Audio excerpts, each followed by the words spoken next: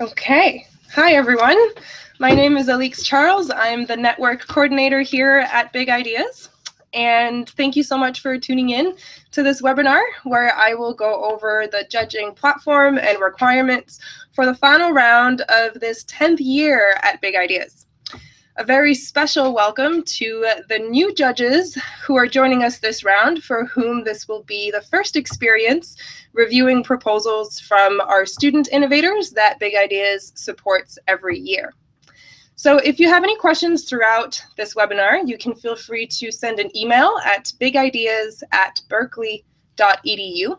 And you can also use the Q&A button on the top right corner of your Google Chat video screen. I will answer all the questions after the presentation. So in this presentation, I'll go a bit over Big Ideas, what we're all about, what the timeline looked like for this year. I'll go over what you can expect to find in the proposals that you'll start reviewing next week.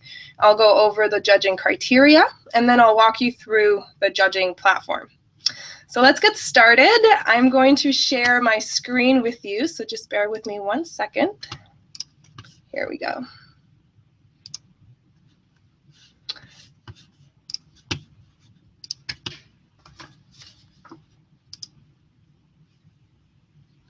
Okay, so Big Ideas, welcome.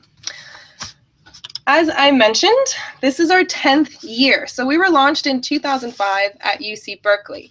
Big Ideas is an innovation contest through which students, both undergraduate and graduate, receive funding, support, advice, and encouragement. These students come from 18 universities that we work with in the US, Australia, and Uganda, and they participate in Big Ideas with their big ideas that address pressing social challenges in our world today.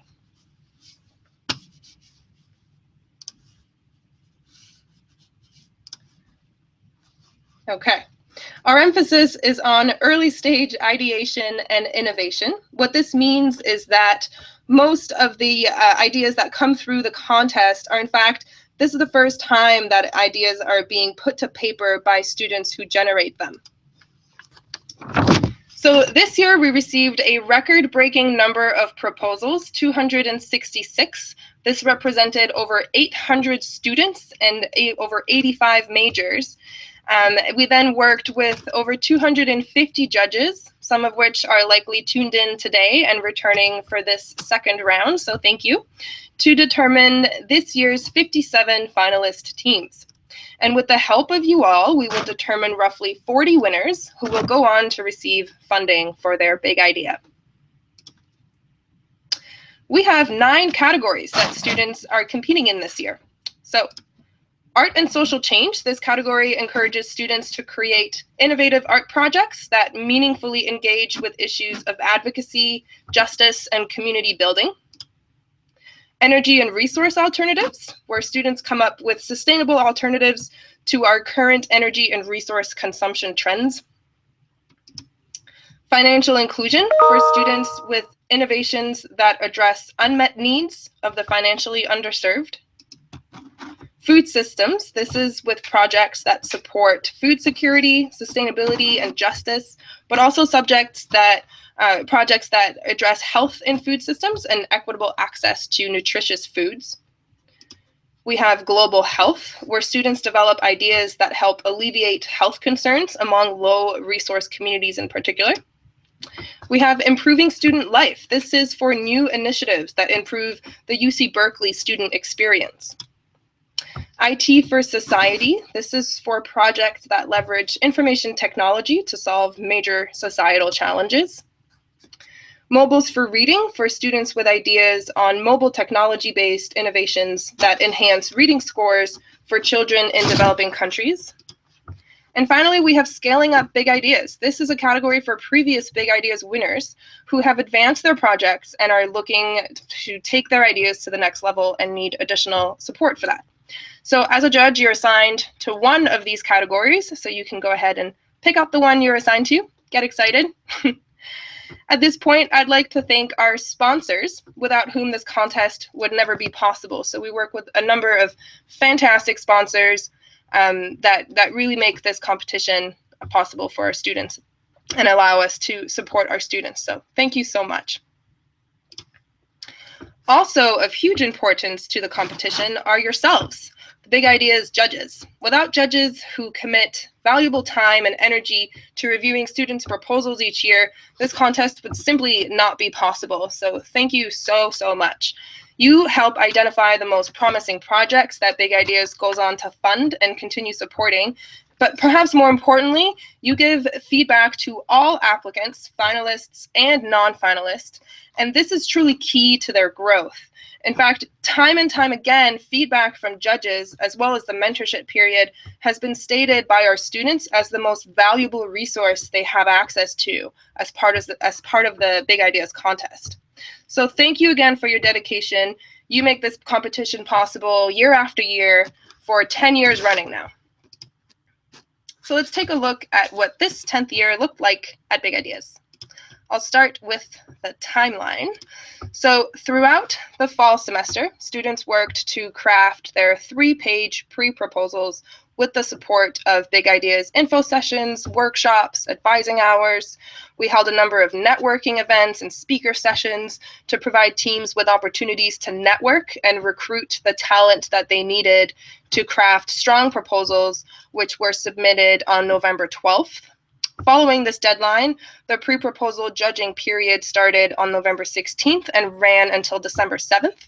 A lot of you joining this webinar today worked hard to provide feedback and scores to all applicants who were sent this feedback shortly after the judging deadline.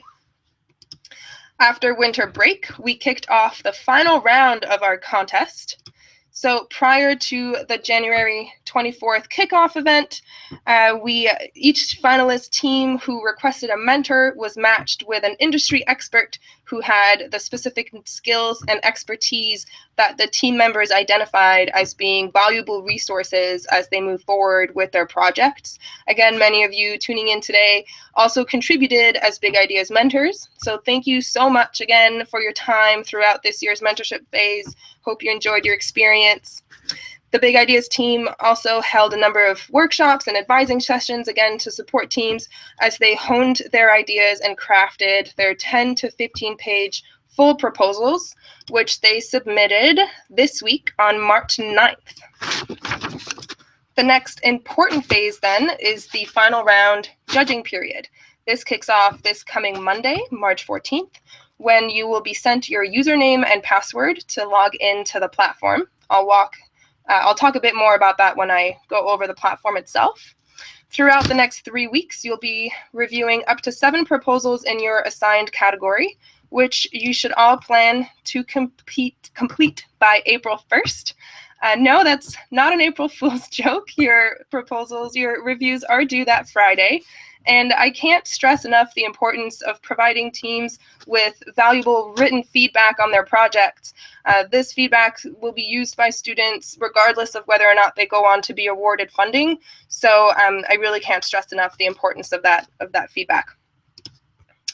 So after all the judges' feedback has been received, winners are notified of their awards around mid-April. And before then, however, and throughout the next couple of months, we'll be hosting 4 exciting events, and we invite you to join us. So I'll go through them briefly. The first is the IT for Society poster session. This is on Thursday, April 7th.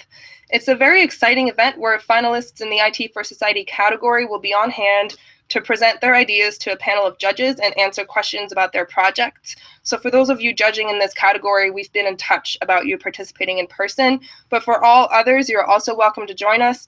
It's a super fun event, very exciting.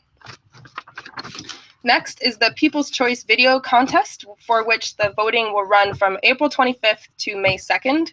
This is an additional way for teams to receive funding for their ideas and involves teams creating short videos for their projects and uploading them to social media and recruiting votes from a global audience. So we'll be in touch with further details about this fun contest, and you'll essentially have the chance to check out these videos and vote for your favorites. Also in April is our Grand Prize Pitch Day on Wednesday the 27th from 5 to 8 p.m. In this contest, our top 6 finalists are invited to pitch their project to a live panel of esteemed judges who then select winners to receive an additional award. So this award ranges from $1,000 for third place to $5,000 for first place in 2 categories. We have campus and community impact and global impact. So this continues to be one of our most exciting events of the year, so keep an eye out for that invitation. And last but not least, we have our award celebration, which this year will double as our 10-year anniversary celebration. This will take place on May 4th and bring together the entire Big Ideas community. So there'll be a poster session featuring award-winning projects and plenty of time for judges, sponsors, mentors, and teams to network and engage and learn about the innovative projects that have been developed throughout Big Ideas history. So that wraps up this year's timeline. As you can see, we've been keeping quite busy here at Big Ideas. And on to the more business side of things. This year, thanks again to our generous sponsors, we have up to $300,000 in funding to distribute to teams. Teams can request a maximum of $10,000 for their projects, and on average, we give out roughly $5,500 per team. As I mentioned, on top of that $5,500, we have numerous additional opportunities for teams to win additional support for their innovations. So that concludes the overview of this year's contest. Now let's look at what you can all expect to find in the proposals, which you will begin reviewing next week. So full proposals will be 10 to 15 pages long. The first element, of course, is the title. And the reason why I look at this in particular is that the title of the team's projects will be the title of their submission on the judging platform. So that's just something to look out for. Once you click on that title, you'll see short 50-word summaries as well as 300-word summaries of teams' projects. So here, note that the information in these summaries is the extent of what you're authorized to share publicly. Otherwise, details from within the proposals themselves should remain confidential. So I'll go over that privacy policy in a few minutes. Within the proposal itself, teams should have a needs or problem statement. This should reflect that teams have collected enough background data and evidence on the problem they're addressing, both relating to the problem itself, but also the community or market and culture in which they'll be implementing their project. Teams should also show that they have done adequate research on what other solutions are out there that address the same problem and on why their idea still fills an unmet need or remaining gaps that other innovations are leaving unfilled. Of course, the proposal will also contain the project description. So this is the summary of the nuts and bolts of the project, including how it works, its goals, the impact it hopes to have. This section should also include a description of how the team plans to surmount any challenges that they expect to run into, and should show that they have thought of most, if not all, possible challenges. What's important to note as you read these descriptions is that the emphasis of the judging in this final round is on the viability of the project, unlike in the pre-proposal phase where judges focus more on the creativity of the idea. Projects should also include a component relating to success measurement. So here we ask how teams will know whether or not their project is achieving the impact they hope to achieve. So we're focusing specifically on the success after the project's first year of implementation, which we consider being in June 2017. So although we don't require a rigorous impact evaluation or an RCT or other forms of formal monitoring evaluation, you should be looking out for metrics and proof that the team has thought about the impact of their project in a quantifiable way. Next is the project timeline. So this should describe specific activities that will take place, again, in the project's first year of implementation, and how these activities will achieve the team's objectives. In terms of team members, proposals will also include short team bios. So these should outline the capability of each team member to pursue the idea and accomplish the goals that the project sets out to accomplish. And finally, the team's budget. So this should include the expected costs and revenue of the project, again, in its first year of implementation. So we're talking about June 2016 to June 2017. And what's important to note here is that the average Big Ideas Award is approximately 5,500, and proposals should not be requesting more than 10,000. So the amount requested is typically seen as the funding gap of the budget. So this is the template that the Big Ideas team has suggested that students use, but it will very likely look very different for each proposal. And teams can also include plans to leverage additional funding sources if that funding gap exceeds the 10,000 maximum. So here you have it. This is what you should expect to find in the proposals that you'll be assigned. So moving on now to the judging criteria. I'll go over these briefly because detail on each of these criteria is provided in the judging handbook, which you'll receive following this training. It will also be available to you on the judges page of the Big Ideas website. It'll also be available on the judging platform as a link. And there'll be much more detail on each of these criteria in that. And it'll also be on your actual scorecard, which you'll be filling out on the platform. So I'll go over these briefly. The first and most important is the viability. This is worth, oops, sorry about that. Getting ahead of myself. Here we go. So viability is worth 40% of the team's overall score. Here, what you should consider is whether, given the project description and the team members' expertise and skills, whether the team will be likely to meet their proposed goals. Keep in mind that one-year timeline here again. And so strong proposals will demonstrate that the team has considered potential obstacles to implementation, marketing strategies, all of that kind of viability, all those viability pieces. The second is familiarity with the community and the market in which the team will be developing their project. This is worth 15%. And here what you should look out for is whether or not the team demonstrates that they've done their research and understand the landscape that they'll be implementing their project within. Also worth 15% is the potential for impact criterion. So what you should look out for with regards to this is whether the project addresses a truly pressing social problem and that the team has proven that they intimately understand the problem and make a compelling case that their project and their idea directly addresses it. For 10% of the team's overall score is the budget.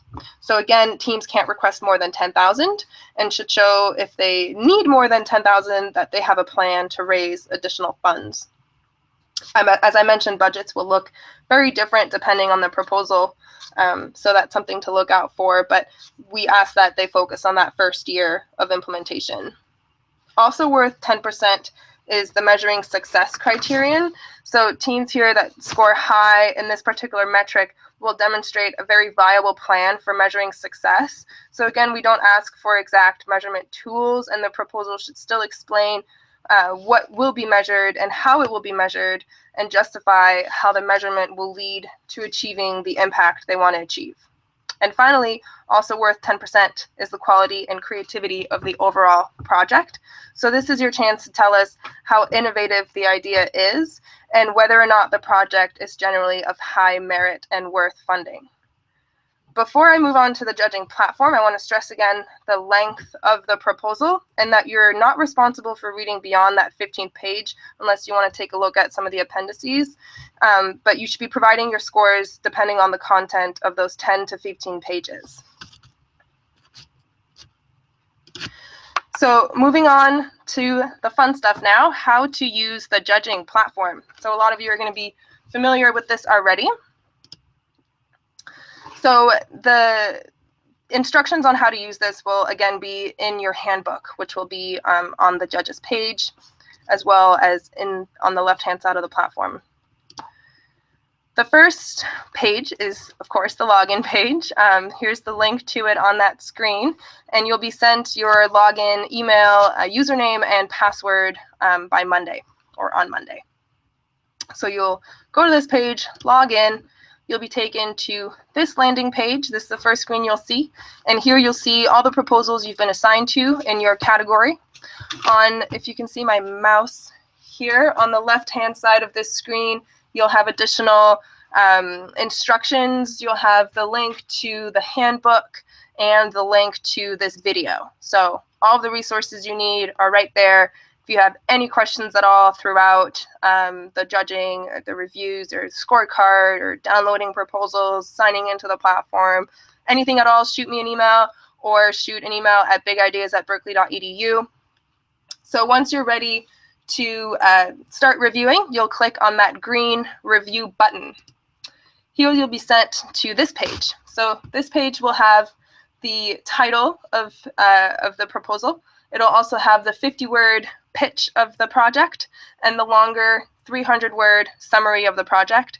For those of you judging in the scaling up category, you'll also have here a longer 500-word summary of the project, which we've requested from teams and which will go over the progress that they've made in their project to date. So you'll read these summaries, and then you'll click on this tab, the second tab here, this full proposal tab, and there you'll be able to read the proposal on your screen. You'll also have a button to download the proposal in case you want to print it out or have it open in Microsoft Word or PDF reader.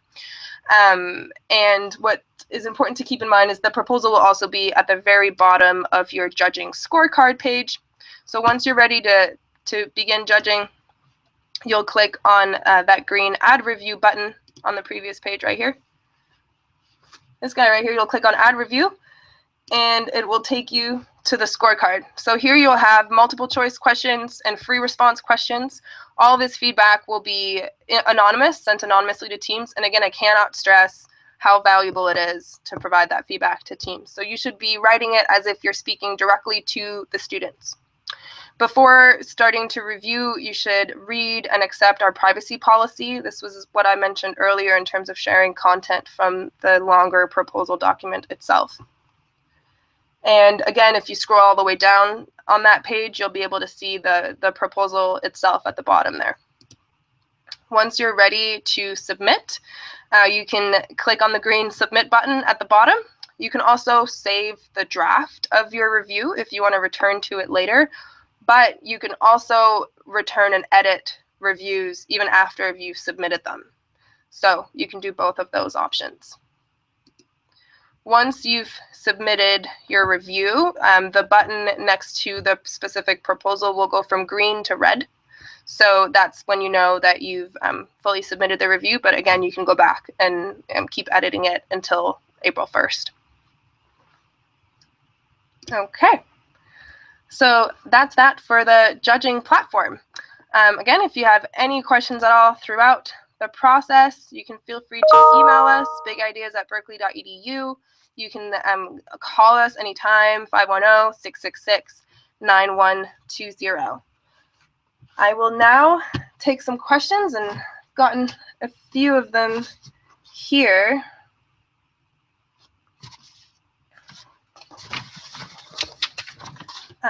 I'll stop sharing my screen here. Let's see. Okay, hi, welcome back. Okay, so the first question I've received is, will the judges system automatically calculate the team score for us? Yes. So at the bottom of the page, I'll just go ahead and share my screen again so you know what I'm talking about. Oops. Where did my mouse go? At the bottom of the page of your judging scorecard, you will have, here we go, getting there, right here. Oops. Okay, so right here, overall quality score, that will automatically populate with the score for that specific proposal based on how those different criteria I went over are weighed and based on what you select as their score from the drop-down menu for each of those criteria. So yes, the platform automatically populates that score for you. Okay. Another question is, how many students should be on each team? So we don't have a set requirement. Some teams are just 1 or 2 people, and other teams are over a dozen. What's important is that however big the team is, the students have shown that they have the talents and the skills that they will need in order to implement their project. And if they don't have those skills internally, they need to have shown some sort of plan to recruit that talent externally. So so that's important, especially when we're talking about viability and how important viability is in this particular stage of the contest. A big piece of that is the skills. So so that's the answer to that question. So another question is, what is the procedure for getting in touch with students or teams if we have questions for them? If you want to get in touch with a student, we ask that you do so by going through us. So you can send me an email or send an email to Big Ideas, and then we'll reach out to the students and bridge that connection if you want to get in touch with them directly. Okay, I'm just going to check I don't believe we've had any questions typed in. Nope. Okay. Well, if any other questions come up as you begin your reviews, as you go through the handbook, or as you watch this video later on, again, feel free to email us, call us. We're here for you. Thank you again so much for your time, for your commitment, for your enthusiasm. We really wouldn't be able to do this without you, but more importantly, the students that we support just wouldn't be able to make the change that they're making globally without our judges. So thank you so much. Thanks again to our sponsors as well, who helped make this possible. So wishing you all a great rest of your day. Thanks for tuning in. Thanks for watching. Have a good one.